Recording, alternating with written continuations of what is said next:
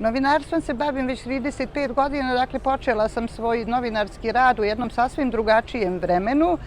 koje je bilo na neki način, to je bio pred kraj Socijalističke federativne republike Jugoslavije i zlatno doba novinarstva, jer jedan sistem je odumirao, drugi se još nije uspostavio i bilo je slobode za sve koji znaju da tu slobodu uzmu. Međutim, kasnije se vremena promijenila, u ratu se dešavalo svašta, između ostalog ja sam jednom pretučena, bila sam žrtva ozbiljnih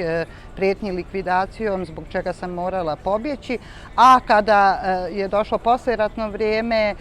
pritisci su druge vrste, to su sistemski pritisci protiv kojih se jako teško boriti. Mi imamo čitav sistem sile i nepravde i ako mene pitate, taj sistem se neće razoriti prosto time što će umjesto Milorada Dodika doći neki drugi partijski vođa ili neka druga partija, nego mora doći do korjenitih promjena u društvu, a za te promjene među glavnim borcima su i novinari, hrabri, solidarni i pametni novinari.